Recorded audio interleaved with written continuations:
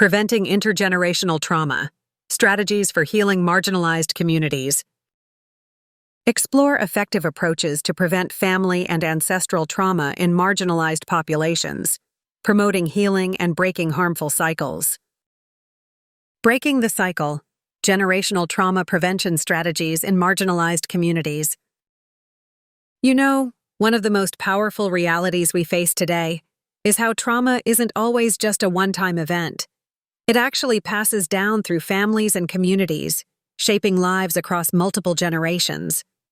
This is especially true for marginalized populations, where the effects of systemic oppression, discrimination, and historical hardships can stack up in ways that create a kind of inherited burden. It's what researchers and therapists often talk about as intergenerational trauma, ancestral trauma, or sometimes family trauma. And the good news? There are meaningful ways to interrupt this cycle. Imagine a person who grew up in a community historically subjected to displacement or violence. The stories, fears, and unresolved emotional wounds from parents and grandparents don't just disappear. They resonate deep within family systems, sometimes unconsciously affecting behaviors, health, and relationships.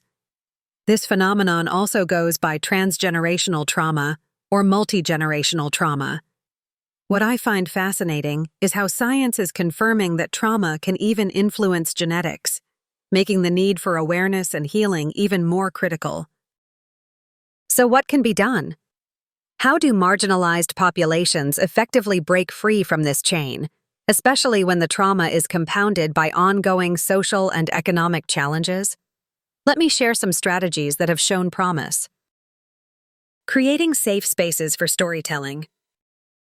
One of the most healing things that can happen is being able to tell your story without judgment.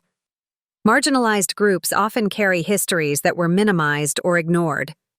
When communities and families create environments to openly share their experiences, it can validate feelings and begin the process of healing inherited trauma. Engaging in culturally grounded practices.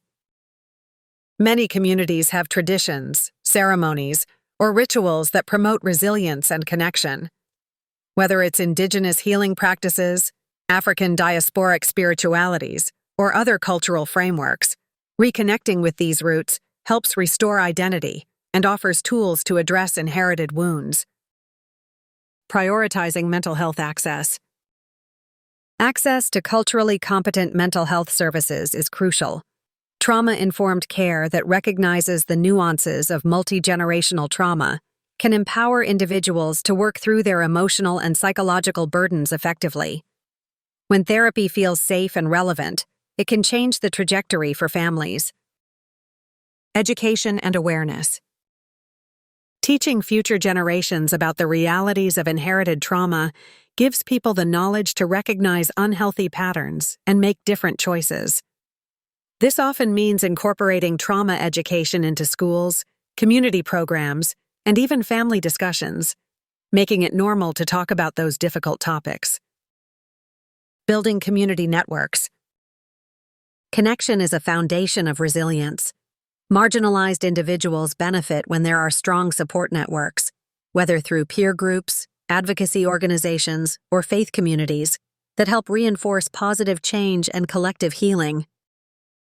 Now, if you're really interested in the cutting edge of how this all works and how to actively rewrite the patterns of emotional inheritance, I highly recommend checking out The Generational Algorithm.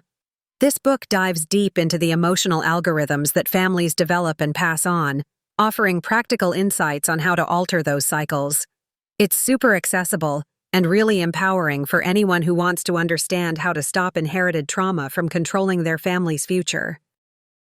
You can buy now on Amazon and start rewriting your own story with effective strategies rooted in love, understanding, and science.